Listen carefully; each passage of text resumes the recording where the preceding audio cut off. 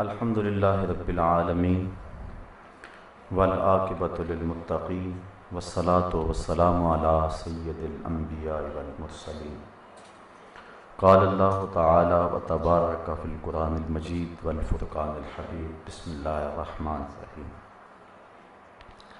یا ایھا الذین آمنوا ادخلوا فی السلم کافۃ صدق اللہ مولانا العظیم وصدق رسولہ النبی الکریم الرؤوف الرحیم اللہم نور قلوبنا بالقرآن وزین اخلاقنا بالقرآن وادخلنا الجنۃ بالقرآن ونجنا من النار بالقرآن قال اللہ تعالی وتبارک فی شان حبیبہ مخبرا وآمرا ان اللہ وملائکتہ یصلون علی النبی یا ایھا الذین آمنوا صلوا علیہ وسلموا تسلیما الصلاۃ والسلام علیک یا رسول وعلی آلک واصحابک یا حبیب اللہ الصلاۃ والسلام علیک یا نبی الرحمہ وعلی آلک واصحابک یا رسول الملاحمہ۔ تمام حمد و ثنا، تعریف و توصیف اللہ جل مجدہ الکریم کی ذات بابرکات کے لیے، جو خالق کائنات بھی ہے اور مالک شہنشاہت بھی۔ اللہ جل مجدہ الکریم کی ذات بابرکات کی حمد و ثنا کے بعد حضور نبی اکرم، شفیع امم، رسول محتشم، نبی مکرم، اللہ کے پیارے، امت کے سہارے، رب کے محبوب، دانائے غیوب، مالک رقاب امم، فخر عرب و عجم، والی کون و مکان، سیاہ لا مکان، سید انس و جاں، سرور لالا رخاں، نیر تاباں، سرنشین مہوشاں، ماہ خوباں، شہنشاہ حسینہ، تتمہ دوراں، سر خیل زہرہ جمالاں، جلوہ صبح ازل، نور ذات لم یزل، باعث تکوین عالم، فخر آدم و بنی آدم، نیر بطحا، رازدار ما اوہا، شاہد ما طغا، صاحب علم نشرہ، معصوم آمنہ احمد مجتبیٰ، حضرت محمد مصطفیٰ صلی اللہ علیہ وسلم کے حضور ناز میں اپنی عقیدتوں، ارادتوں اور محبتوں کا خراج پیش کرنے کے بعد واجب الاحترام ذوی الاحتشام برادران اسلام، السلام علیکم ورحمۃ اللہ وبرکاتہ۔ قرآن مجید سے چند کلمات نور آپ کے سامنے تلاوت کرنے کا شرف حاصل ہوا، اور اسی عنوان سے آج کی گفتگو کو ترتیب دینا چاہوں گا۔ غلط رسومات اور ان کے تدارک کے عنوان سے آپ آج کی گفتگو کا سرنامہ آپ پڑھ چکے ہیں۔ اللہ تعالیٰ جل شانہ نے اہل ایمان کو مخاطب ہو کر کے ارشاد فرمایا، اے ایمان والو، اسلام میں پورے پورے داخل ہو جاؤ۔ اسلام میں پورا پورا داخل ہونے کی دعوت ان کو دی جا رہی ہے جو پہلے ہی اہل ایمان ہیں۔ جو لوگ حال سے باہر ہیں، یہاں ان کے لیے تو اعلان کیا جا سکتا ہے کہ جو حال سے باہر ہیں وہ حال کے اندر آ جائیں، لیکن جو حال کے اندر پہلے ہی موجود ہوں، انہیں اگر کہا جائے کہ جو حال کے اندر بیٹھے ہوئے ہیں وہ حال کے اندر آ جائیں، تو یہ حصول حاصل کہلاتا ہے، اور حصول حاصل محال است۔ جو چیز پہلے ہی حاصل ہو اس کے حصول کا مطالبہ بے مقصد ہوتا ہے۔ قرآن مجید اللہ کی لاریب کتاب ہے، ایسے کسی بھی نقص سے مبرہ ہے، بظاہر یہاں حصول حاصل دکھائی دے رہا ہے۔ اے ایمان والو، اسلام میں آ جاؤ۔ اور ایک دوسرے مقام پہ فرمایا، یا ایھا الذین آمنوا آمنوا باللہ ورسولہ، اے ایمان والو، اللہ اور اس کے رسول پہ ایمان لے آؤ۔ تو وہاں بھی ایمان والوں کو دعوت ایمان دی گئی، اور یہاں بھی اہل ایمان کو اسلام میں آنے کی دعوت دی گئی۔ بظاہر حصول حاصل دکھائی دیتا ہے، لیکن امام فخر الدین رازی اور دیگر ائمہ تفسیر نے اس پر گفتگو فرمائی ہے کہ یہ حصول حاصل نہیں ہے۔ کہا ایک تو اس آیت کریمہ کے مخاطبین جو ہیں وہ منافق ہیں، اور منافق مومن کہلاتے تھے، ان کو کہا گیا ہے اے زبان سے کلمہ پڑھنے والو، دل سے محمد عربی کے غلام بن جاؤ۔ دوسری بات جو شان نزول اس آیت کریمہ کا ہے اور جس سے میرے آج کے عنوان کے خد و خال ظاہر ہوں گے، وہ یہ ہے کہ حضور علیہ السلام جب مکے سے ہجرت فرما کر کے مدینہ تشریف لے گئے تو حضور کا جانا معمولی نوعیت کا تو تھا نہیں۔ صحابہ طالع بدر علینا کے گلدستے لیے حضور کا استقبال کر رہے تھے، اور وہ کتنا خوبصورت دن تھا جب بنی نجار کی بچیاں اپنے مکانوں کی چھتوں پہ چڑھ کے حضور کا انتظار کر رہی تھی، اور جو ہی حضور جلوہ فراز ہوئے تو یہ آواز آ رہی تھی طالع البدر علینا من ثنیۃ الوداع وجب الشکر علینا ما دعا للہ داعی۔ مورخ اسلام حفیظ جلندری نے اس کو اپنے لہجے کا حسن دیا تو اس تاریخ کو نظم کے سانچے میں یوں ڈھالا: مسلمان بچے بچیاں مسرور تھے سارے، گلی کوچے خدا کی حمد سے معمور تھے سارے، نبوت کی سواری جس طرف سے ہو کے جاتی تھی، درود و نعت کے نغمات کی آواز آتی تھی، کہیں معصوم ننھی بچیاں تھی دف بجاتی تھی، رسول پاک کی جانب اشارے کر کے گاتی تھی، اور کہتی کیا تھی: ہم ہیں بچیاں نجار کے عالی گھرانے کی، خوشی ہے آمنہ کے لال کے تشریف لانے کی۔ عجیب رنگ تھا، عجیب ماحول تھا، ہر کوئی حضور کا منتظر ہے۔ ابن ماجہ شریف میں روایت ہے جب حضور تشریف لائے تو حضور کے چہرے کی چمک سے مدینے کی گلیاں روشن ہو گئیں، اور شارحین لکھتے ہیں کہ یہ فقط مانوی نور نہیں تھا، ایک ہوتا ہے کہ مانوی طور پہ روشنی آنا، جس طرح آپ کہتے ہیں جناب آپ آئے تو محفل میں روشنی آ گئی، اس سے مراد تر و تازگی ہے، روحانیت ہے، فرقت ہے، بشاشت ہے، رونق ہے۔ حضور تشریف لائے تو مدینہ چمک اٹھا، تو اس سے کیا بشاشت روحانیت مراد ہے؟ یہ تو ہے ہی۔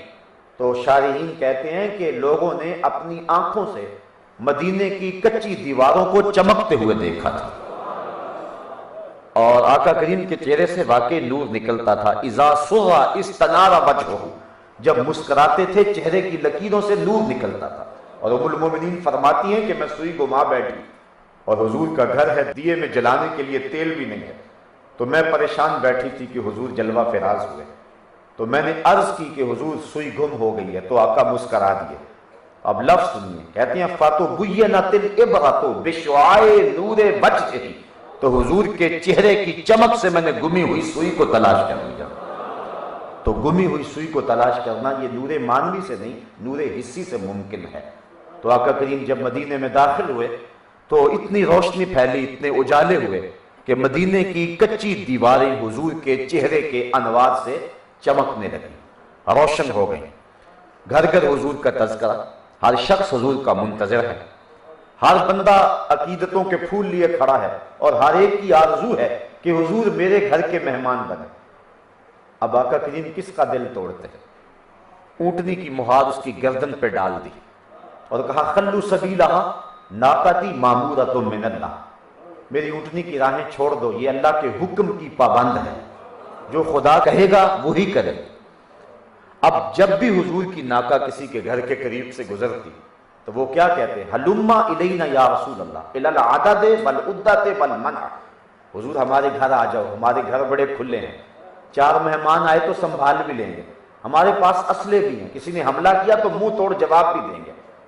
تو وہ عرض کرتا ہے، حضور فرماتے خلو سبیلہا، اس کی راہیں چھوڑ دو، جو خدا کہے گا یہ وہی کرے۔ اور بڑی خوبصورت بات، اور یقیناً آپ کو تسکین پہنچے گی، اتنا خوبصورت جملہ قبیلہ بنو نجار نے کہا، اور یہ حضور کے ننیال کا محلہ تھا۔ جب اونٹنی اس محلے سے گزری تو انہوں نے کہا ہلما الی اخوالنا یا رسول اللہ الی العدد والعدۃ والمنع، حضور ادھر تو آ جاؤ نا، یہ تو آپ کے ماموں کے گھر ہیں۔ تو حضور فرماتے ہیں کہ میری راہیں چھوڑ دو، اونٹنی کو جو اللہ کا حکم ہوگا وہی کرے گی۔ لوگ منتظر رہے، پھر کیا ہوا؟ ساحل اور سہیل 2 یتیم بچے تھے اور ان کی خالی جگہ پڑی ہوئی تھی، اور مدینے کے لوگ وہاں چوہارے خشک کیا کرتے تھے، اونٹنی جا کے وہاں بیٹھ گئے، نیویاں دا پرونا ہے میرا نبی، کوٹھیاں تے چڑھے ویخ دے رہے ہیں۔ اونٹنی کو اٹھایا گیا، پھر بیٹھ گئے، پھر اٹھایا گیا، پھر بیٹھ گئے۔ قریب ترین مکان حضرت ابو ایوب انصاری رضی اللہ تعالی عنہ کا تھا۔ وہ دوڑتے دوڑتے آئے اور حضور کا سامان اٹھانے لگے اور عرض کی حضور اونٹنے کو اب نہ اٹھانا، اب تو میرے مقدر جاگ اٹھے۔ پھر حضور کو گھر لے گئے، گھر گھر حضور کی باتیں، ہر لب پہ حضور کے تذکرے۔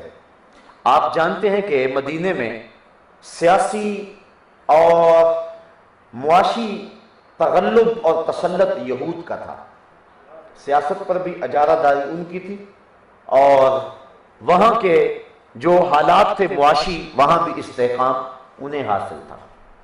جب لوگ حضور کے گرد جمع ہونے لگے تو سب سے زیادہ فکر یہود کو ہوئی۔ انہوں نے کہا کہ اگر یہ شخص اس طرح لوگوں کی عقیدتوں کا مرکز رہا اور لوگ ایک ایک کر کے اس کے قریب ہوتے گئے تو پھر ہماری تو دکانداری ختم ہو جائے گی۔ تو ایسے کرو کہ اس سے بحث کریں، مناظرہ کریں، اگر ہمارے سوالوں کا معقول جواب دے گئے تو پھر اگلا مرحلہ کیا ہوگا، لاہ عمل کیا ہوگا، پھر سوچیں گے، اور اگر یہ جواب نہ دے سکے تو ہم ڈنڈورا پیٹیں گے کہ نبوت کا اعلان ہے اور ہمارے سوالوں کا جواب بھی نہیں دے سکے۔ علماء یہود نے ایک میٹنگ کی اور اس میں انہوں نے 100 سوال ترتیب دیے۔ عبداللہ ابن سلام پڑھے لکھے شخص تھے اور علمی خاندان سے تعلق تھا۔ کہا تم پڑھے لکھے ہو، سلیقہ شعار ہو، بات کرنے کا ڈھب رکھتے ہو، گفتگو کا انداز رکھتے ہو، تم جاؤ اور جا کے مسلمانوں کے اس نبی سے بات کرو، سوالوں کا جواب ملا تو پھر ہم سوچیں گے، لیکن اگر اس سوال کا وہ یہ جواب دیں تو اس پر یہ اعتراض کرنا، اس کا یہ جواب دیں تو اس پر یہ اعتراض کرنا۔ پورا سوال نامہ انہوں نے ذہن میں ترتیب دیا، اور عبداللہ ابن سلام خود بھی پورے سوال ترتیب دے کے گھر سے چلے۔ علماء یہود نے ہاتھ اٹھا لیے کہ خیر سے واپس پلٹے، لیکن تقدیر ہنس کے کچھ اور ہی کہہ رہی تھی۔ سودا لینے کے لیے بازار گئے، ہاتھ اس کے بکے جس کے خریدار گئے۔ عبداللہ ابن سلام جب حضور کی مجلس میں پہنچے، اس وقت حضور صلہ رحمی پر گفتگو کر رہے تھے۔ جو تیرے سے تعلق توڑے تو اس سے تعلق جوڑ، جو تجھے محروم رکھے تو اس کی جھولیاں بھر دے۔ یہ کونے میں جا کے بیٹھ گئے، حضور کی باتیں سنتے رہے۔ وہ جو گٹھڑی اٹھا کے لے گئے تھے سوالوں کی، وہ کھل گئی اور سارے سوال تتلیوں کی طرح اڑ گئے۔ مرشد اقبال اللہ اکبر رومی کہتے ہیں، اے لقائے تو جواب ہر سوال، حل شبد ہر مشکلت بے کیلو کال۔ تیری ملاقات ہی تو سارے سوالوں کا جواب ہے، اور بغیر کسی پوچھے سارے مسئلے حل ہو گئے۔ اور اقبال کہتا ہے، مرید ہندی، وہ کہتا ہے یک نظر کر دی و آداب فنا آبختی و خنک روزے کہ خاشا کے مرا وا سوختی، کہ ایک نظر کی اور میرے سارے مسئلے حل کر دیے۔ نظر کی جولانیاں نہ پوچھو، نظر حقیقت میں وہ نظر ہے، اٹھے تو بجلی پناہ مانگے، گرے تو خانہ خراب کر دے۔ تو عبداللہ ابن سلام جو سوالوں کی ایک بھاری گٹھڑی اٹھا کے گئے تھے، جب حضور کو دیکھا سارے سوال بھول گئے، گٹھڑی کھل گئی، سوال تتلیوں کی طرح اڑ گئے۔ عبداللہ ابن سلام بیٹھ کے حضور کے چہرہ نور کو دیکھ رہے ہیں۔ مجلس اختتام کو پہنچی، فرمایا عبداللہ ابن سلام آؤ کدھر آئے ہو؟ عرض کی حضور آپ کا غلام بننے آیا، تیری تک کے ادامہ میں مرید ہو گئے، سارے سوال بھول گئے، کہا میں غلام بننے آیا ہوں۔ عبداللہ ابن سلام حضور کے دامن رحمت میں آ گئے۔ اب وہ جو انتظار میں تھے کہ تھوڑی دیر کے بعد عبداللہ ابن سلام آئیں گے اور ساری کہانی سنائیں گے کہ میں نے کیا سوال کی، انہوں نے کیا جواب دیے، تو جب ان کے کانوں تک یہ خبر پہنچی کہ عبداللہ ابن سلام بھی حضور کے غلام بن گئے، علماء یہود سے اپنے جذبات پر قابو نہ رہا اور وہ دوڑے دوڑے مجلس نبوی میں آن پہنچے اور عبداللہ ابن سلام کو کوسنے دینے لگے کہ تو نے یہودیت کی ناک خاک آلود کر دی ہے، تو نے رسوا کر دیا یہودیت، تو نے کوئی سوال کیا ہوتا، انہوں نے جواب دیا ہوتا، پھر تو مان لیتا، ہم سمجھتے کہ علمی پیاس بجھ گئی، تو مطمئن ہو گیا، لیکن ہم نے سنا کہ تو نے سوال بھی کوئی نہیں کیا اور تو نے اسلام اختیار کر لیا ہے، یہ بات ہماری سمجھ سے باہر ہے۔ عبداللہ ابن سلام بولے کہ یہ بات میری سمجھ سے بھی باہر ہے، مجھے نہیں پتا چلا میرے ساتھ ہوا کیا، بس اتنا پتا ہے کہ جب میں آیا اور اس پیارے محبوب کے چہرے کو دیکھا، عرفت ان وجہہ لیس بوجہ کذاب، تو میں نے سوچا کہ یہ چہرہ کسی جھوٹے کا ہو ہی نہیں سکتا، چہرہ ہی ایسا تھا۔ اس کو صاحب مشکات نے بھی لکھا، امام ابو داؤد نے اس کو ابو داؤد شریف کے اندر بھی لکھا، اور بھی لوگوں نے اس واقعہ کو بیان کیا۔ کہنے لگے کہ جب میں نے اس محبوب کے جمال جہاں آرا کو دیکھا، عرفت ان وجہہ لیس بوجہ کذاب، تو میں نے جان لیا کہ یہ چہرہ کسی جھوٹے کا نہیں ہو سکتا۔ دیکھنے والے کہا کرتے ہیں اللہ اللہ، یاد آتا ہے خدا دیکھ کے صورت تیری۔ اللہ نے محبوب کی صورت ہی ایسی بنائی ہے کہ جو دیکھتا ہے پھر وہ مانتا چلا جاتا ہے۔ اب عبداللہ ابن سلام چونکہ پڑھے لکھے شخص تھے، وہ اسلام لے آئے، اور یہودیوں میں ایک اہم شخصیت تھے، اور جب وہ اسلام لے آئے تو سالبہ بھی اسلام لے آئے، ابن یامین بھی اسلام لے آئے، اسد بن قاب بھی اسلام لے آئے، قیس بن زید بھی اسلام لے آئے، اور ان کے ساتھ ایک باقاعدہ گروپ اسلام کے اندر داخل ہوا۔ اب جب یہ اسلام میں داخل ہو گئے تو انہوں نے سوچا کہ ہم جس دین میں ایک عمر گزاری ہے وہاں ہفتے کے دن کی تعظیم ہوتی تھی، اونٹ کا گوشت اور اونٹ کا دودھ یہودیت کے اندر نہیں پیا جاتا اور نہ اونٹ کا گوشت کھایا جاتا، تو ہم جس دین میں رہے ہیں وہاں اونٹ کا گوشت کھانا جائز نہیں ہے، دودھ پینا جائز نہیں ہے، ہفتے کے دن کی تعظیم کا حکم دیا گیا ہے۔ اب ہم اسلام میں آ گئے تو اسلام اونٹ کا گوشت کھانے کی تاکید نہیں کرتا، مباح ہے، میسر ہے، طبیعت مانتی ہے، حالات ہیں تو کھا لو، ورنہ کوئی بات نہیں۔ ہم میں سے کئی لوگ ہوں گے جنہوں نے آج تک اونٹ کا گوشت کھا کر نہیں دیکھا ہوگا، چکھ کر نہیں دیکھا ہوگا۔ اسلام ہمیں پابند نہیں کرتا، اونٹ کا گوشت نہیں کھایا، اس کا دودھ نہیں پیا، اسلام کوئی قدغن نہیں لگاتا کہ تم ضروری اونٹ کا دودھ پیو یا اونٹ کا گوشت کھاؤ۔ تو انہوں نے بھی یہی سوچا کہ جب اسلام اونٹ کے گوشت کو اور اس کے دودھ کو مباح قرار دیتا ہے، مباح اس کو کہتے ہیں جس کی دونوں سمتیں برابر ہیں، تو اگر استعمال کرتے ہیں تو ٹھیک ہے، نہ کریں تو پھر بھی ٹھیک ہے۔ تو چونکہ ہم بچپن سے لڑکپن، لڑکپن سے جوانی، اور جوانی سے اب اس عمر میں پہنچے، اور ہم نے کبھی بھی اونٹ کا گوشت نہیں کھایا، اور مذہبی اعتقاد تھا کہ وہ جائز نہیں ہے، اب اسلام میں آئے تو اسلام کون سا واجب قرار دیتا ہے؟ ہم نہیں کھاتے۔ اسلام واجب قرار دیتا تو چلو ہمیں یہودیت کی ایک رسم توڑنا پڑتی، لیکن اسلام تو واجب قرار دے ہی نہیں رہا، تو ہمیں کیا ضرورت ہے اونٹ کا گوشت کھانے کی؟ لہٰذا انہوں نے یہ جن لوگوں کے میں نے نام گنوائے، حضرت عبداللہ ابن سلام، حضرت سالبہ، حضرت اسد، حضرت اسید، حضرت قیس بن زید اور دیگر ابن یامین، یہ سارے جو لوگ یہودیت سے تائب ہو کر اسلام میں آئے تھے، انہوں نے اونٹ کا گوشت کھانا قصداً ترک کیا، اس خیال سے کہ زمانہ یہودیت کی جو ریت تھی وہ برقرار اسلام میں بھی ہم رکھ سکیں، اور ہمارا یہ عمل اسلام کے کسی واجب کو اور اسلام کے کسی فرض کو نہیں توڑتا، اور اسلام کی اس سے مخالفت نہیں ہوتی ہے۔ ہفتے کے دن وہ کام پہ قصداً نہ جاتے کہ اسلام کون سا کہتا ہے کہ تم ہر روز ہی کام کرو، ہفتے کے دن ہم نہیں جاتے، اور ہفتے کے دن وہ اس کی دن کی تعظیم کرتے، جو ان کے جو ہے وہ تھے اس دن کے حوالے سے تعظیم کے ضابطے ان کو بجا لاتے۔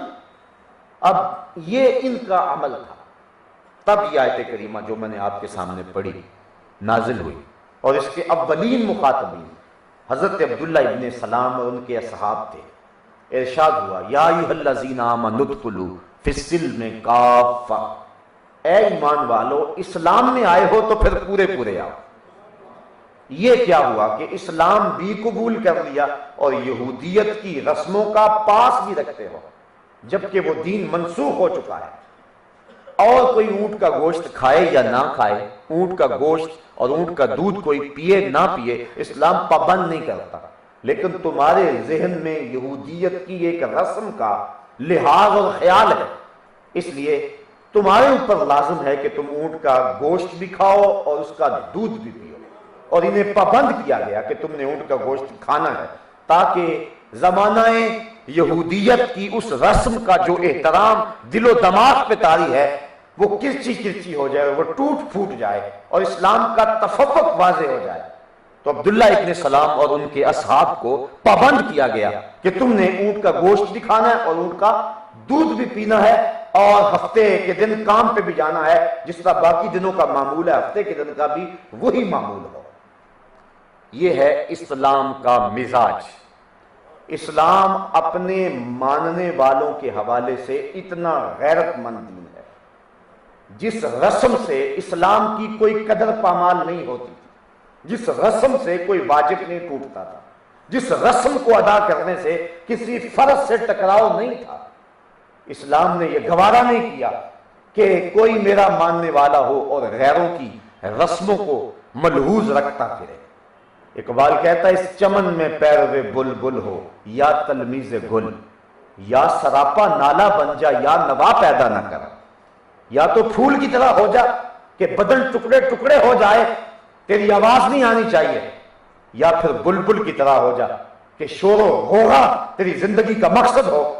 تو یہ نہیں ہے کہ کبھی تو ادھر کبھی تو ادھر، اس چمن میں پیروے بلبل ہو یا تلمیذ گل، یا سراپا نالا بن جا یا نوا پیدا نہ کر، آدھا تیتر آدھا بٹیر، یہ اسلام کا مزاج نہیں ہے۔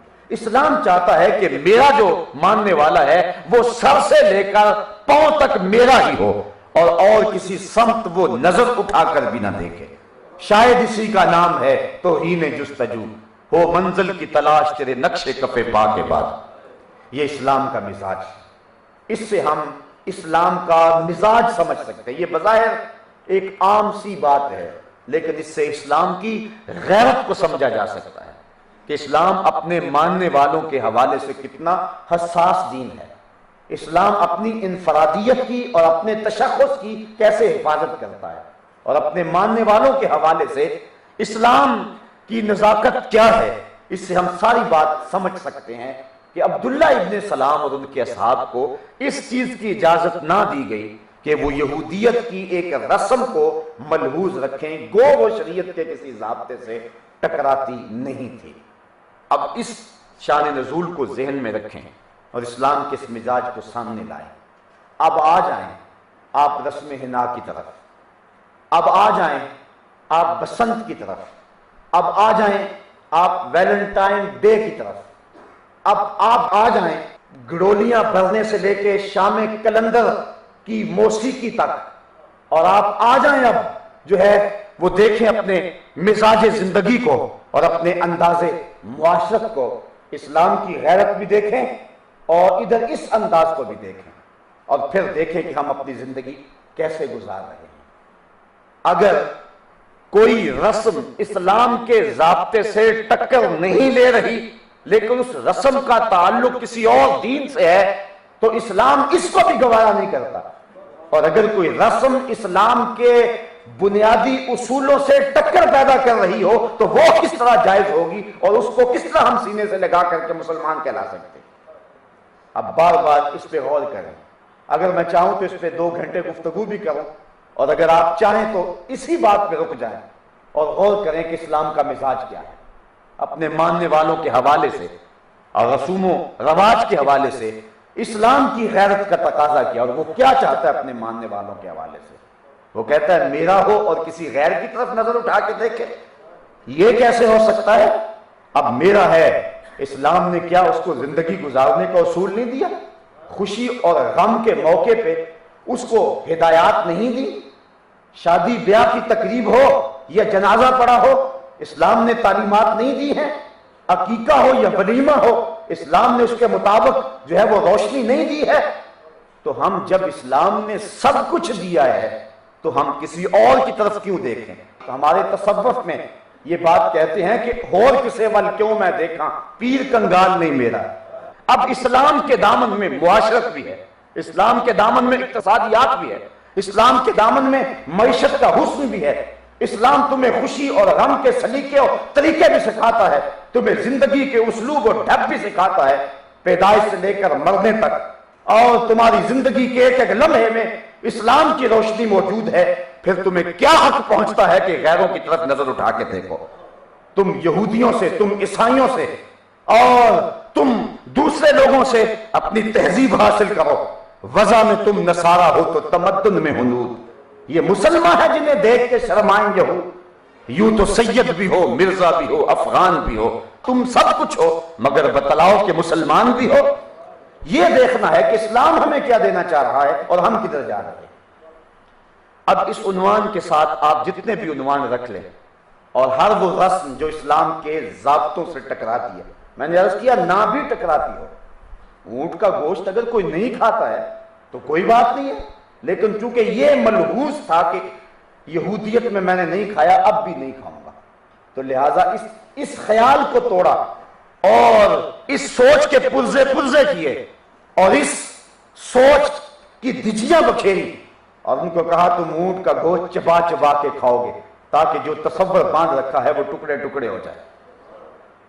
اور یہ وہ چیز تھی جس کا تعلق اسلام کے کسی واجب یا فرض کے مقابلے میں نہیں تھا، اسلام کے ایک امر مباح میں تھا، اور امر مباح کے بارے میں اسلام کی یہ غیرت ہے، جو امر مباح ہے اس کے بارے میں اسلام کی یہ غیرت ہے۔ تو جو حرام ہو چیزیں اور ہم اس کو اپنے کلچر کا حصہ قرار دیں، اپنی تہذیب قرار دیں، تو کیسے ہمیں یہ حق پہنچتا ہے؟ صاحبو، علامہ اقبال کا ایک جملہ آپ کو سنانا چاہوں گا۔ ایک تو ان کا جملہ ہے نا کہ اپنی ملت کا قیاس اقوام مغرب سے نہ کر، خاص ہے ترکیب میں تجھے قوم رسول ہاشمی، اور ان کا ایک نثری جملہ آپ کے سامنے رکھوں گا، بڑا فلسفہ ہے اس کے اندر۔ اقبال کہتا ہے کہ مغرب کی کامیابی اس میں ہے کہ وہ آگے کی طرف جائے، اور مسلمانوں کی کامیابی اس میں ہے کہ وہ پیچھے کی طرف جائے۔ مغرب اگر پیچھے پلٹے گا تو سوائے اندھیروں کے اس کے پاس کچھ نہیں ہے، اور اگر مسلمان پیچھے پلٹے گا تو مدینہ وحی کے نور سے چمکتا ہوا دکھائی دے گا۔ اس لیے وہ اگر آگے جاتے ہیں تو ان کی مجبوری ہے، وہ پیچھے دیکھیں سوائے تاریکیوں کے ان کے پاس کچھ نہیں ہے، سوائے اندھیروں کے ان کے پاس کچھ نہیں ہے۔ جب یورپ کی گلیوں میں اندھیرا تھا، مدینے کی گلیوں میں علم کا نور پھیلا ہوا تھا۔ جب شارلیمان اور اس کے لارڈ ابھی دستخط کرنے کی مشق سے گزر رہے تھے تو اس وقت ابن حزم کے قلم سے 1000 کتابیں نکل چکی تھی۔ آپ پڑھیں اپنی تاریخ، کتنی روشن تاریخ ہے تمہاری، کیوں احساس کمتری میں مبتلا ہو گئے ہو، کیوں گر گئے ہو ان لوگوں کے قدموں میں جو زندگی کا سلیقہ نہیں جانتے، کیوں ان سے زندگی کی بھیک مانگ رہے ہو جو مسلمانوں کے تلوے چاٹتے رہے ہیں، کیوں ان سے زندگی کی خیرات مانگتے ہو جنہیں اصول زندگی سے شناسائی نہیں تھی، جنہیں استنجا تک مسلمانوں نے سکھایا۔ آپ پڑھیں تاریخ اندلس کی، آپ قرطبہ کی تاریخ پڑھیں، 1400 ستونوں پر مشتمل اس مسجد قرطبہ کی اور وہاں پھیلی ہوئی یونیورسٹیوں اور وہاں کے کالجوں اور مدارس کی تاریخ پڑھیں۔ یہ سواد آشنا بھی نہیں تھے، حروف تہجی کو بھی نہیں جانتے تھے، اور مسلمان جو ہے وہ زمانے کو علم اور فلسفے کی روشنی اور جو ہے وہ کائنات کو اجالے اور روشنیاں دے رہے تھے۔ کائنات کو جتنی بھی روشنی دی ہے محمد عربی کے غلاموں نے دی۔ اقبال کہتا ہے اے گلستان اندلس ہے یاد تجھ کو، اے گلستان اندلس ہے یاد تجھ کو، تھا تیری ڈالیوں پہ کبھی آشیاں ہمارا۔ وہ عبد الرحمن الاول کا بویا ہوا درخت جس کو عبد الرحمن الداخل بھی کہتے ہیں، جس کو اقبال صحرائے عرب کی حور کہتا ہے، تو وہ کیا ہمارا خوبصورت ماضی تھا اور کتنی روشن ہماری وہ تاریخ ہے جس کو آج مسلمان بھول چکے ہیں۔ تو اقبال کہتا ہے کہ تمہارا فائدہ اس میں ہے کہ تم پیچھے جاؤ، چونکہ تمہارے پیچھے روشنی ہے، تمہارے پیچھے اجالے۔ وہ ایک زمانہ تھا جب 9/11 کا واقعہ ہوا تو اس وقت بش نے کہا تھا، آپ کو یاد ہوگا، کہ ہم تمہیں پتھر کے زمانے میں دھکیل دیں گے، اگر تم نے ہماری بات نہ مانی تو پتھر کے زمانے میں دھکیل دیں گے۔ تو میں نے اگلے جمعۃ المبارک کو کہا تھا، میں نے کہا تھا یہ گوری چمڑی والوں کو پتھر کے زمانے سے نامونوسیت ہوگی، ہماری زندگی کا سارا حسن تو اس پتھر والے زمانے میں۔ میں نے کہا لے جاؤ ہمیں اس پتھر والے زمانے میں، اس زمانے میں سانس گھٹ رہا ہے ہمارا، جب بھائی بھائی کا گلا کاٹ رہا ہے، جب ایک دوسرے کی جڑیں کاٹی جا رہی ہیں، جس کی لاٹھی اس کی بھینس، بے حیائی بدکاری کا طوفان بدتمیزی ہے۔ ہم اکتا گئے ہیں اس دور سے، کوئی لے جائے ہمیں اس دور میں، اس پتھر والے دور میں لے جائے جب کھجور کی چٹائی پہ بیٹھ کے محمد عربی زندگی کا درس دیا کرتے تھے۔ ہمیں لے جاؤ اس دور میں، ہمیں پہنچا دو اس زمانے میں جب حضور ابو بکر، عمر، عثمان و علی اور بلال حبشی اور صفہ کے چبوترے پہ بیٹھ کر پڑھنے والوں کو زندگی کے سبق پڑھایا کرتے تھے۔ ہمیں لے جاؤ اس دور میں جب چھت کچی تھی اور ٹپکتی تھی اور حضور کی داڑھی پہ قطرے گرتے تھے اور صحابہ دیکھ کے محبت کے جذبات میں آ جاتے تھے۔ لے جاؤ اس دور میں جب مسجدیں کچی تھی مگر ایمان پکے تھے۔ ہمیں لے جاؤ اس دور میں جب مدینے میں بکریاں ممیا رہی تھیں اور اونٹ جگالی کر رہے تھے اور حضور زمانے کو زندگی کی خیرات بانٹ رہے تھے، اور زمانے میں اتنے حسین لوگ پرورش پا رہے تھے کہ کوئی سلمان تھا، کوئی ابو ذر تھا، کوئی بلال تھا، کوئی ابو بکر تھا، کوئی عمر تھا، کوئی عثمان تھا، کوئی علی تھا۔ ہم تو اکتا گئے ہیں اس دور سے، ہمیں لے جاؤ تمہارے لیے اس دور میں کوئی نامونوسیت ہوگی۔ ہماری زندگی کے سارے اجالے تو اسی دور میں پڑے ہوئے، تو ہمارے لیے اس دور میں جو ہے وہ حسن ہے، اور ہم تو تلاش کرتے ہیں۔ وہ اقبال کہتا ہے پیچھے کی طرف دوڑا زمانے اور مجھے لے جا اس چوکھٹ پہ اور اس دربار میں لے جا جب یتیموں کے سروں پہ محبت سے ہاتھ پھیرا جا رہا تھا، اس دور میں لے جا جب یتیم بچیوں کے سروں پہ شفقت کا ہاتھ رکھا جا رہا تھا، اس دور میں لے جا جب 9 سال کا محمد عربی یتیموں اور بیواؤں کے سہارے اور آسرے بنے ہوئے تھا۔ وَأَبْيَضُ يُسْتَسْقَى الْغَمَامُ بِوَجْهِهِ سَمَالُ الْيَتَامَى عِصْمَةٌ لِلْأَرَامِلِ۔ لے جاؤ ہمیں اس دور میں، تمہارے لیے وہ دور غیر مانوس ہوگا، لیکن ہماری زندگی کا تو سارا حسن اسی دور میں ہے۔ تو اقبال نے بڑی خوبصورت بات کہی کہ مغرب کی فلاح اسی میں ہے کہ وہ آگے کی طرف جائے، پیچھے سوائے اندھیروں کے اور کچھ نہیں ہے، اور مسلمانوں کی فلاح اس میں ہے کہ وہ پیچھے کی طرف جائیں۔ اس لیے تمہیں کیا ضرورت ہے کسی کی تہذیب کو دیکھنے کی، کسی کو دیکھ کے کبھی ٹیس جا رہے ہو، کسی کو دیکھ کر کے کبھی ان کا انداز معاشرت اختیار کر رہے ہو، کسی کو دیکھ کر کبھی ہیٹ پہن رہے ہو، کسی کو دیکھ کر کبھی اپنا منہ چھیل رہے ہو۔ بھول گئے ہو اس زمانے کو، تمہیں ہیٹ کی ضرورت نہیں ہے، تمہیں تیجان العرب امامے کی ضرورت ہے۔ تم آؤ اس دور کے اندر جب انسانیت حسین تھی، جب انسانیت روشن تھی، جب انسانیت کے سر پہ وقار کی چادر تھی۔ میری مائیں، میری بہنیں، یہ بھی سن لیں، یہ مغرب کی ٹینوں بننے کی کوشش نہ کریں۔ تو مغرب کی بیٹی نہیں ہے، تو مشرق کی بیٹی ہے۔ تو نگار خانے کی زینت نہیں ہے، تو چار دیواری کی رونق ہے۔ تو اگر سمٹ جائے تو معاشرہ پھیل جائے گا، تو اگر جو ہے وہ گھر میں محدود ہو جائے اور بچوں کی تربیت میں لگ جائے تو تیری آغوش میں حسین ابن علی جیسے بچے پرورش پایا کریں گے۔ تو نہ دانی کے قراتِ سوزے تو دیگر گوں کر تقدیر عمر۔ اقبال کہتا ہے تو نہیں جانتی، اگر تو بہن ہو کے قرآن پڑھے تو عمر کی تقدیر بدلتی ہے، اور اگر تو ماں ہو کے قرآن پڑھے تو بیٹا نیزے کی نوک پہ بھی قرآن سناتا ہے۔ پیچھے چل، پیچھے کی طرف، تیرا سارا حسن، تیری ساری زندگی اس زمانے کی طرف ہے۔ ہمیں کسی سے زندگی کی بھیک مانگنے کی کیا ضرورت ہے؟ ہمارے آقا نے ایک ایک چیز ہمارے لیے روشن کر کے واضح کر کے رکھ دی ہوئی ہے۔ اس لیے کسی کی غلامی میں اور کسی کی ریس میں اپنی زندگی گزارنے کا تکلف کرنے کی ہمیں قطعاً ضرورت نہیں ہے۔ مت تکلف کریں اپنی زندگی کو، اپنی زندگی کو سادگی میں لے جائیں جو سادگی ہمارے آقا نے بتائی ہے، اور اپنی زندگی کو اس نمونے کے اسوہ پہ لے جاؤ کہ جس کے بارے میرے رب نے کہا ہے کہ اگر اسوہ حسنہ دیکھنا ہے تو میرے محمد کی زندگی کو دیکھ لو۔ آؤ اب اس سمت پلٹیں۔ اسلام یہ بھی گوارا نہیں کرتا کہ میرا ماننے والا کسی غیر کی طرف نظر اٹھا کے دیکھے۔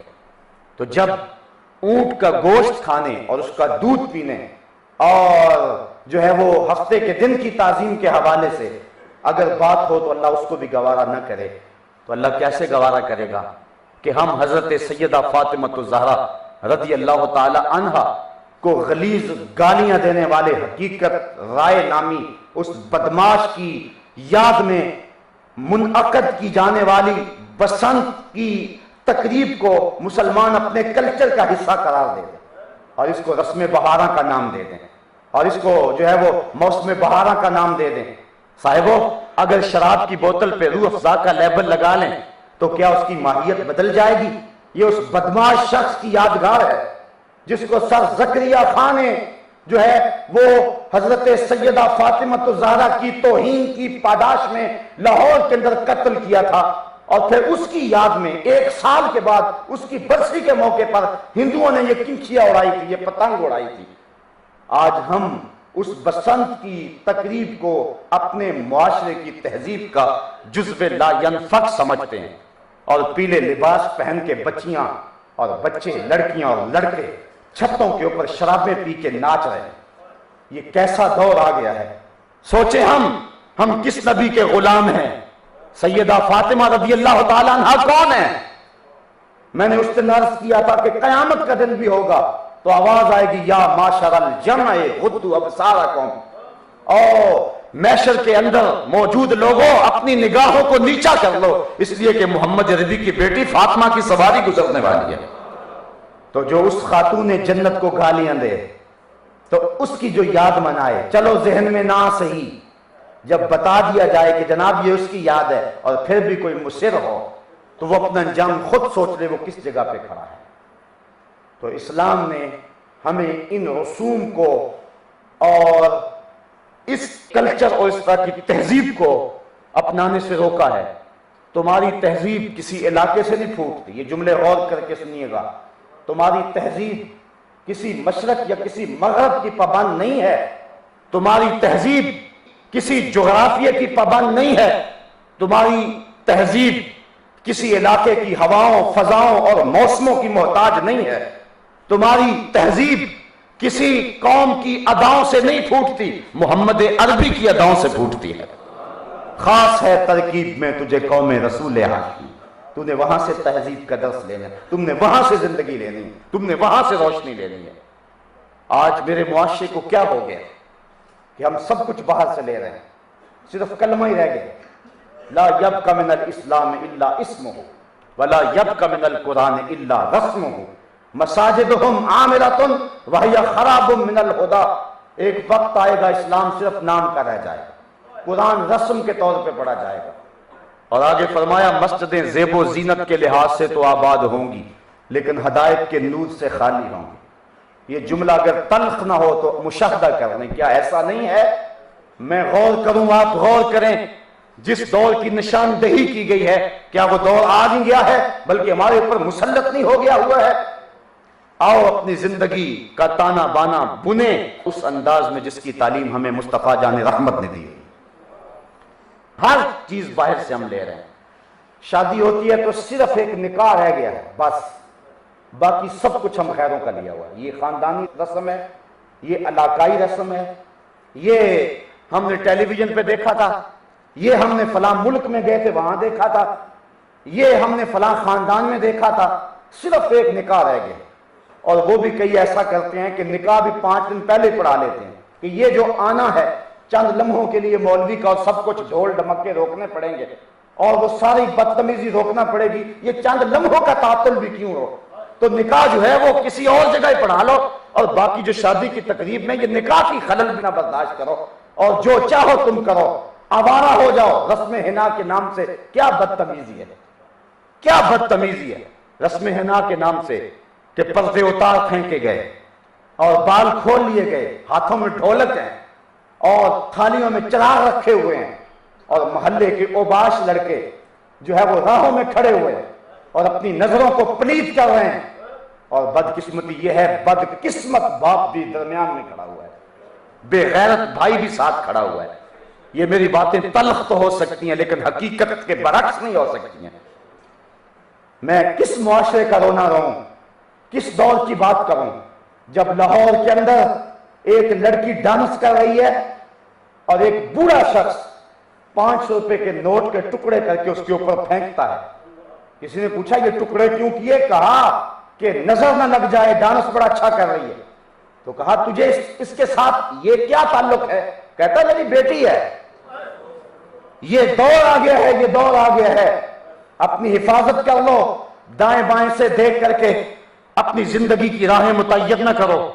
جب بھی زندگی کی راہیں متعین کرنا ہے تو مدینے کے نبی کو دیکھو، مرنے کی طرف دیکھ نہ جینے کی طرف دیکھ، جب چوٹ پڑے دل پہ مدینے کی طرف دیکھ۔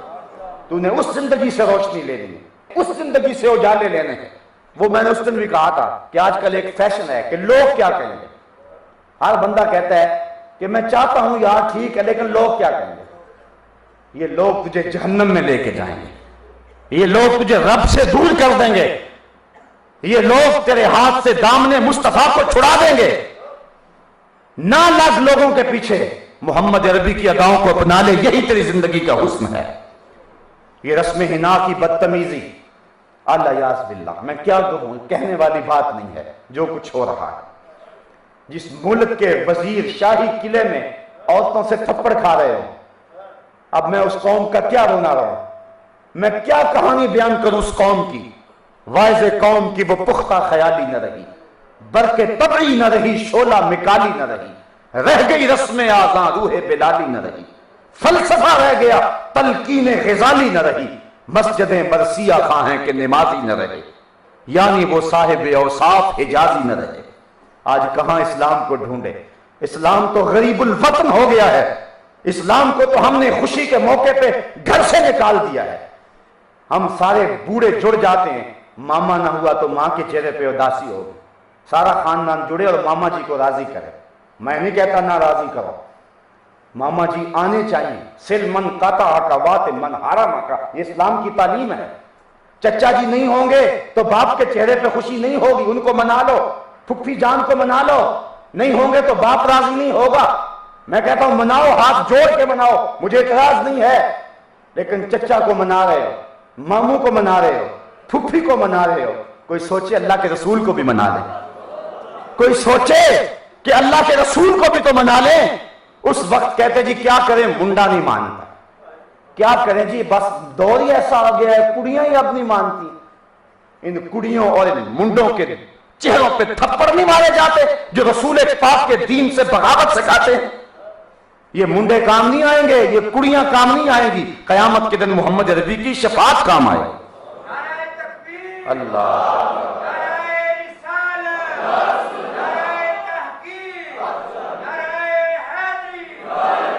تیرے صوفے ہیں فرنگی, تیرے قالی ہیں ایرانی, خون کے آنسو رلاتی ہے جوانوں کی تن آسانی.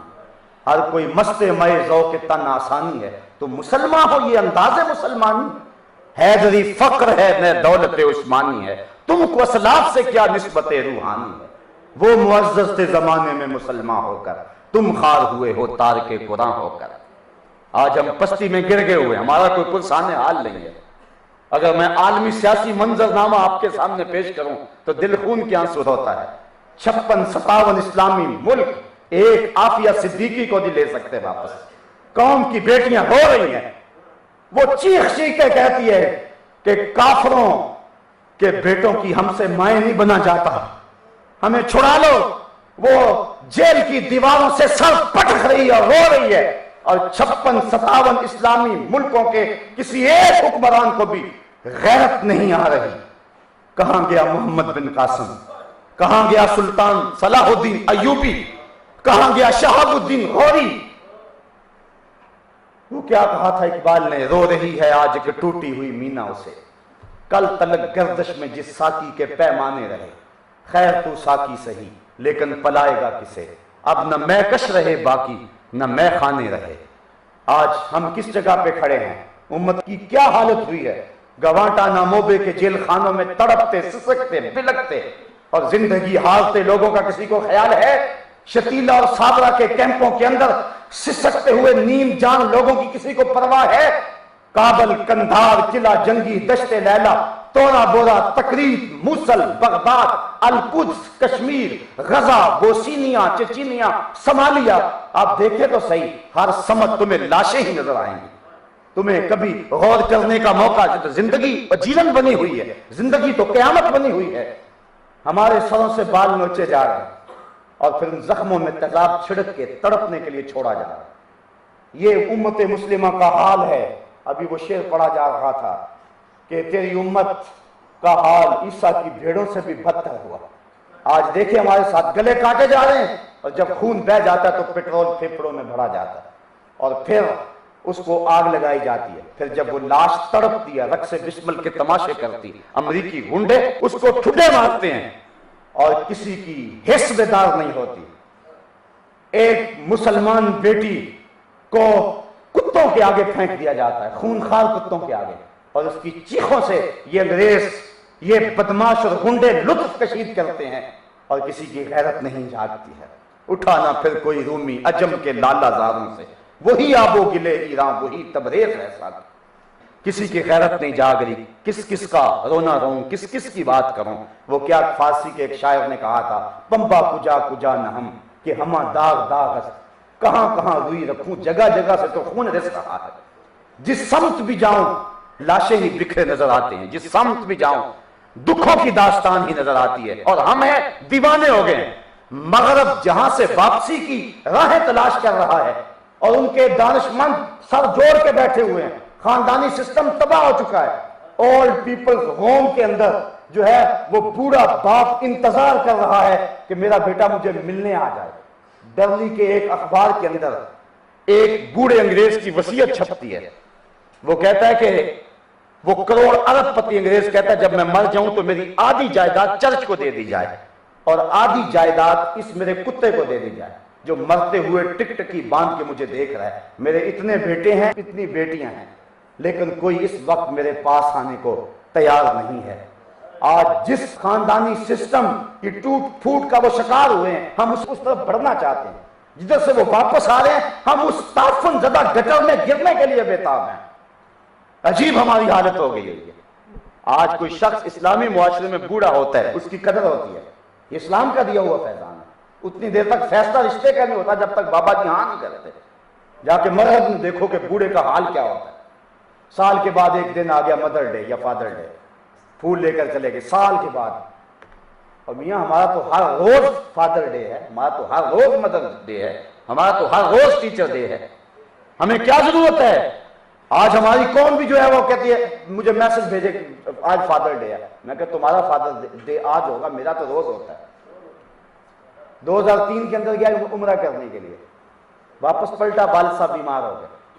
6 سال مجھے کتنے لوگوں نے کہا، 3 لوگوں نے میرے سے دھکے سے پاسپورٹ لے لیا اور 3 مرتبہ جمع کرایا۔ میں نے کہا نہیں ویزا لگے گا، کیونکہ میرا حج تو روز گھر میں ہوتا ہے۔ اور جب والد گرامی اس دنیا سے رخصت ہوئے پچھلے سال اور اس مرتبہ بھیجا تو جو ہے وہ ویزا لگ گیا۔ یہ میں بات کر رہا ہوں ایک مثال کے طور پہ۔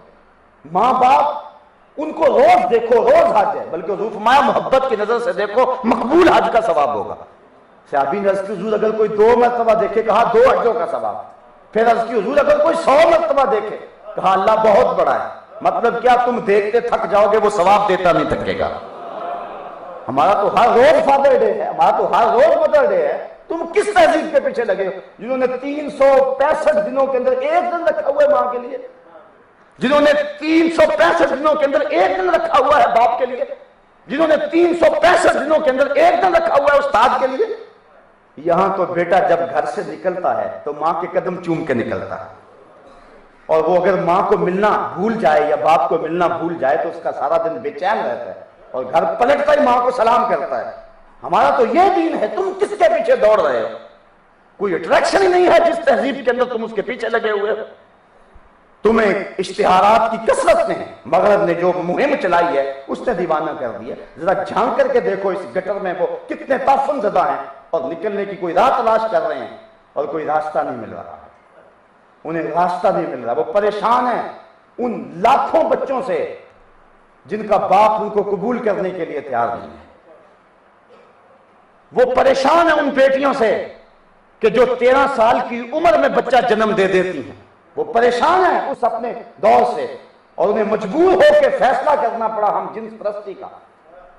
جس معاشرے میں یہ پارلیمنٹ کے اندر گند پاس کیا جائے، کیا تم اس معاشرے کا حصہ بننا چاہتے ہو اور اس کو اپنے لیے آئیڈیل معاشرہ قرار دے سکتے ہو؟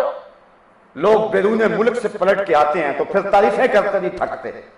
میں کہتا ہوں انہیں کیا تعریفیں سناتے ہو، وہاں کے گند اور غلاظتوں کا تذکرہ کرو۔ ان کا کیوں نشان ہو گیا ہماری قوم کا، ساری بھاگی چلی جا رہی ہے۔ صاحبو اپنی تہذیب کو سیکھو، اپنی زندگی کے پیچھے آؤ اور زندگی کا حسن تلاش کرو، اور زندگی کا حسن تمہیں کہیں نہیں ملے گا۔ اس کو کہتے ہیں جدت۔ اگر عورت لباس پھینک دیتی ہے، دوپٹہ اتار دیتی ہے، تو اس کو جدت نہیں کہیں گے، یہ تو قدامت ہے۔ آپ پڑھیں تاریخ جاہلیت کی، وہ برہنہ طواف کرتے تھے کعبۃ اللہ کا، یہ تو جہالت کی طرف جانا ہے۔ اسلام نے اس کو جو عروج دیا ہے وہ پردہ دیا ہے، حیا کی چادر دی ہے۔ عورت برقعے کو اپنے لیے قید خانہ نہ سمجھے۔ میری بہن یہ تیری آبرو کا پہرا ہے، یہ تیرے حیا کا تیور ہے۔ تیری چادر تیری آبرو کا پتہ دیتی ہے، دور سے پتہ چلتا ہے شریف زادی آ رہی ہے، یہ اپنے لیے عزت کا نشان سمجھ۔ آج مرد گھبرایا ہوا ہمارے حجاب سے، اور اگر کوئی عورت حجاب کرتی ہے تو اس کو گولی مار دی جاتی ہے۔ میاں تم آزادی اظہار کی بات کرتے ہو، جو جون سا لباس پہننا چاہے اس کو پہننے دو، لیکن وہ گھبرا گئے، کھوکھلا ہو گیا ان کا معاشرہ۔ لیکن ہم ہیں تو ہماری ابھی تک آنکھ نہیں کھلی۔ آؤ دیکھیں، حضور کی اداؤں کو اپنائیں، حضور کی زندگی کو، حضور نبی رحمت صلی اللہ علیہ وسلم کے طریقہ زندگی کو اختیار کریں۔ آج حال یہ ہے کہ بیساکھی ہوتی ہے تو ہم گھر میں مٹھائی لے کے آتے ہوتے ہیں، یہ مٹھائی ہے بیساکھی کی، ہمارا کیا تعلق ہے ان سے؟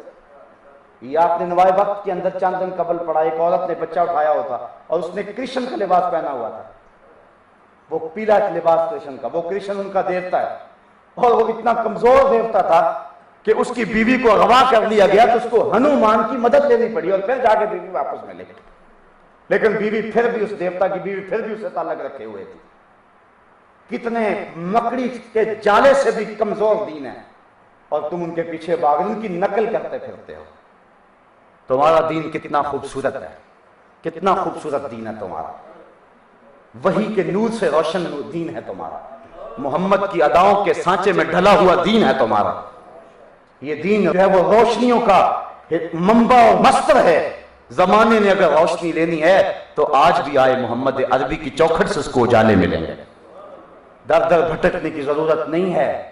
تو صاحب آؤ ہم ان رسوم و رواج کا بائیکاٹ کریں اور اپنی زندگی کو حسن دیں، اور ساتھ ساتھ میں یہ بات بھی عرض کرنا چاہوں گا کہ اگر کوئی رسم مذہب کے نام پہ اپنائی جائے تو ہم اس کی بھی تردید کرتے ہیں، وہ پیروں کی ٹانگیں دبانے کی صورت میں ہو عورتوں کا، یا گھڑولیاں بھرنا ہو، یا نامحرموں کو مجمع عام میں بلا کے دمالے ڈالنا اور شام کلندر کا نام دینا ہو، یا اس کی کوئی بھی صورت ہو، ہم ڈنکے کی چوٹ پہ اس کا انکار کرتے ہیں۔ جو شریعت کے مزاج سے بات ٹکراتی ہے چاہے وہ کسی بھی روپ میں آ جائے، ہم اس کا کبھی بھی اقرار نہیں کریں گے، ہم اس کا انکار کریں گے۔ آؤ تمہیں بتاؤں تصوف کیا ہے، لوگوں نے تصوف کو سمجھا ہی نہیں ہے، پیری مریدی تو تماشا بن گیا ہے۔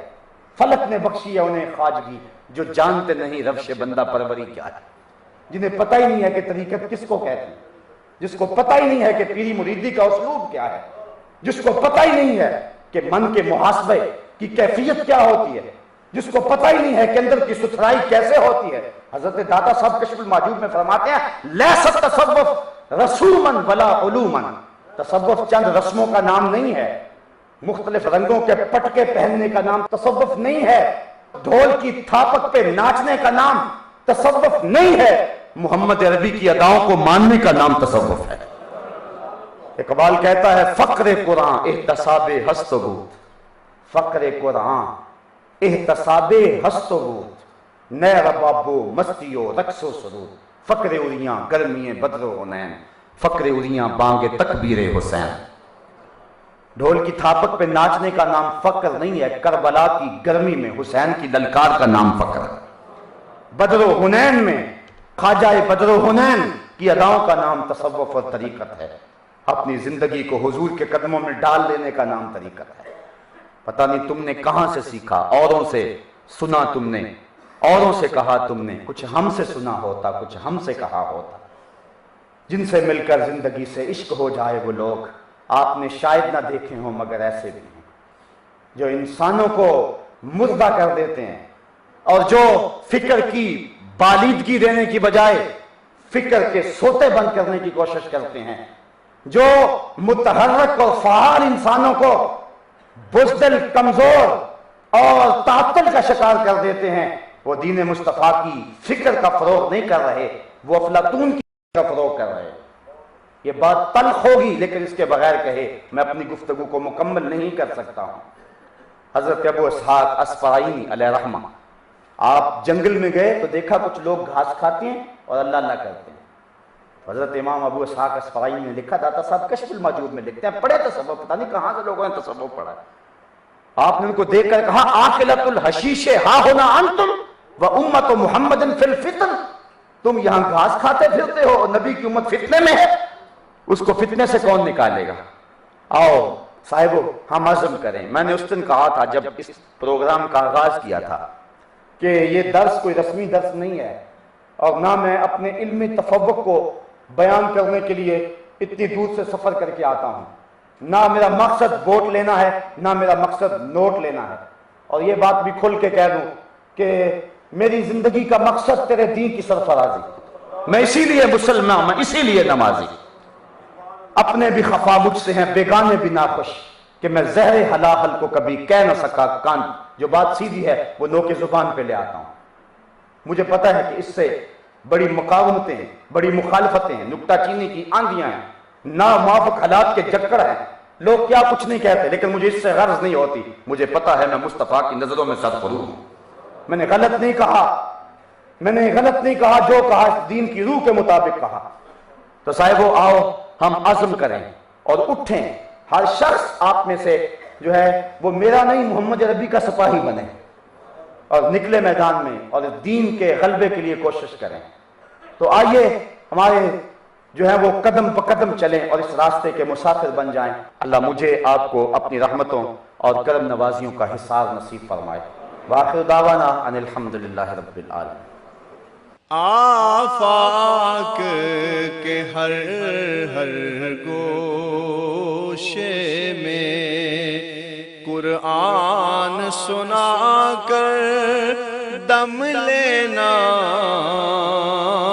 اب رکنا نہیں، اب تھمنا نہیں، فردوس میں جا کر